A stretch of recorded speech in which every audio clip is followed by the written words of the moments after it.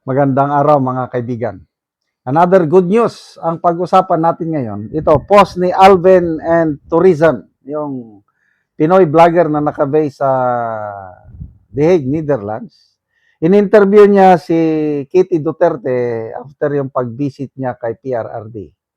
Wow, nalaman na ni PRRD ang nangyayaring INC rally, and not only INC, buong bansa na ang nakikisimpatya.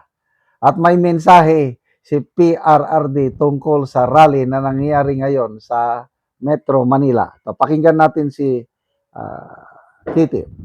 Sila sa atin, no? Darating yung panahon na mapupuno talaga yung Pilipino. So, Yeah.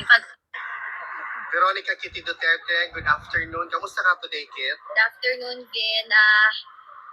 This visit, I think, was unlike the other visits. There was an incident in the DU, but I'd rather not further elaborate for his privacy. Pero konsumisyon, yun ko atong tohana kay perting gahia sa ulog yun. So, medyo nag-ano kami doon. Pero okay lang naman siya.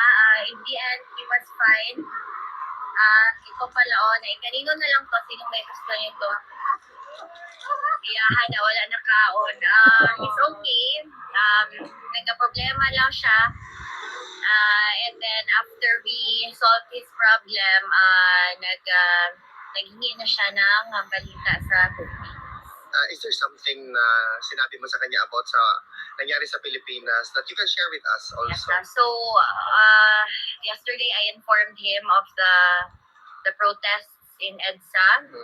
Then today I informed him if tama ba yung pagkabasa ko, extended until July, tomorrow, di ba? Extended until tomorrow. At saka medyo madami ng tao, tapos I told him na nag-red alert na. Sabi niya lang, may silang sinabi niya, he said, sa mga Pilipino, pagpatuloy niya yan. So, take it however you think it means. Yun yung sinabi ni PRRD. Kasi sa abuso nila sa atin, no, darating yung panahon na mapupuno talaga yung Pilipino. So, ipagpatuloy nyo yan. Yan yung sabi ni PRRD. Meron ba kayong question, guys, from the crowd? Wala question yung classmates. Do you have any message to the Filipinos na steadfast? Actually, with regard doon sa permit, yung Quezon City, di ba, inaprubahan nila, but at the same time, on the same day, nag-release din sila ng statement na winidraw nila yung permit daw. And that's going to be a separate issue right now na siguro malalaman natin later on. But as far as this development is concerned, meron ka bang gustong ipahiwatig sa mga kababayan natin na umulan man o uminit nandoon pa rin sa labas sa EDSA para manindigan? In whatever way you can, no, to all the Filipinos, ipaglaban niyo ang Pilipinas, ipaglaban niyo yung kapwa natin. Kasi hindi sila titigil hanggang tayo na talaga yun. Magtayo para sa iyo. Veronica, hopefully everything is peaceful. Although there's no assurance, hopefully walang violence. But I'm praying for every single Filipino, especially yung mga sumali sa protest. maraming salamat, Kitty. Mabuhay ka. Weng, ipagpatuloy nyo yan. Yan. And I believe natutuwa si Pangulong Tatay Digong natin na sa wakas nagising na ang sambayanan. Kaya kailangan lang pala na magising ang isang higante, sleeping giant, meaning ang mga kapatiran nating Iglesia ni Cristo. Nagkakamali sila ng babanggain. Iglesia ni Cristo, we are one. Ang labang ito, hindi na lang laban ni Senator Marcoleta at ang Iglesia, laban ng sambayanang Pilipino na ito. Nakakatuwa kanina, may nabasa akong post. Isang Catholic priest, Father Mark Pagente, na nakabase sa Argentina. Namomonitor niya, alam niya yung nangyaring rally. At ang mensahe niya is, sumusuporta siya. I bless you. Sabi niya, in the name of the Father, of the Son, of the Holy Spirit. Kahit Katoliko ako na pare, nakikiasa ko sa layunin ng kapatiran ng Iglesia ni Cristo sa pagsasalita, pagtayo sa prinsipyo at katotohanan. Ang ipinaglalaban ng Iglesia is labanan ang selective justice na ginagawa ng administrasyong ito, and I am one with them. Kahit pa sabihin ng palasyo ni Auntie Claire na wala namang selective justice. Anong wala? Wala sa inyong mata. Sa amin, klaro, dilat na dilat ang aming mata, Auntie Claire, sa selective justice na ginagawa ng administrasyong ito. Oh, yung lantaran na nagsabi ng ombudsman, ng mga mastermind, si Saldico at Martin Romualdez. Oh, nasaan si Saldico? Malaya. Nasa ibang bansa. Martin Romualdez, may naisampa na bang kaso? Wala.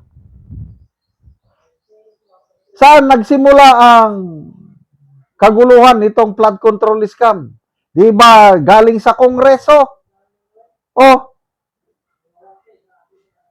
iisa pa lang ang nasampahan ng kaso sa kongresista, si Saldico lang.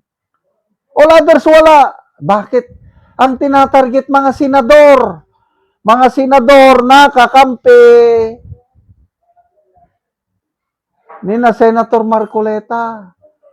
Ang mga senador na tinakot lang nila, nakakasuhan, after na bumaliktad, wala na. Hindi na ipagpapatuloy ang kaso, ligtas na sila. Kaya tama si Attorney Edward Chico.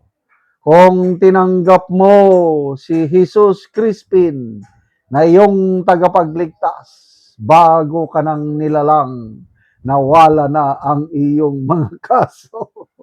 At ngayon, pag-iinitan nila, tatargetin nila, kakasuhan nila si Senator Marcoleta.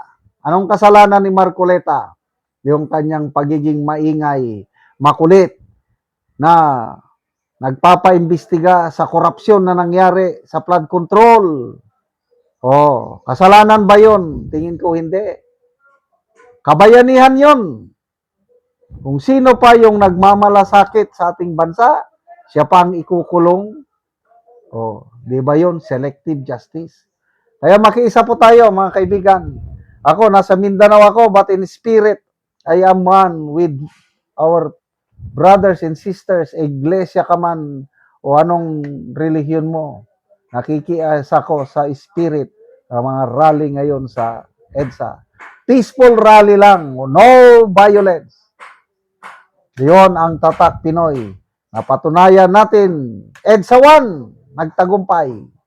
Ang people power. EDSA 2, nagtagumpay. I don't know kung anong mangyari dito ngayon sa mga ongoing rallies sa EDSA. Salamat mga kaibigan sa inyong pagsubaybay sa channel nito. Nakakatulong kayo ng malaki sa tribong Talandig ng Bukidnon dahil ang sweldo natin sa channel na ito is pantulong po sa tribo. Namimigay tayo ng libreng yero at pako para makapagpatayo sila ng mas maayos na tirahan. Panoorin nyo ang video na ito. Karon ni anak ko sa balay sa natabangan ng ugero. So mauna ni ang gitabang nga yero nga ilan ang giatop tungod kay nagdali-dali sila og atop tungod kay sige og kaulan dire. So karon atong nakita nga human na gyud sa pag-atop og nakapatindog na gyud sila sa ilang balay tungod sa tabang. So kuan na gyud. Tungod sa tabang nakabalay na sila. Salamat sa Ginoo nga ug sa nagtabang sa sin nga nag-atop na gyud ni kay ga tuluan na among balay sa gi atop na gyud namo ang gitabang sa amoa. Oo, so tungod kay sige na og kaulan inyo na lang giatop ang gitabang sa inyo nga yero. O giatop na gyud namo. Salamat kayo sa nagtabang sa amoa.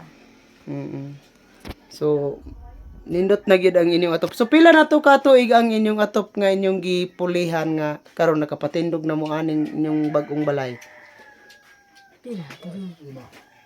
5 na ka tuig. 5 na ka tuig. So karon nindot na gyud di na gyud mo maulanan. Dili na.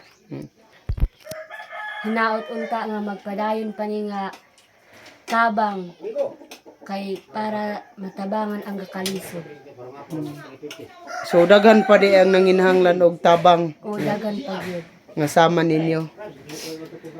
So salamat kayo.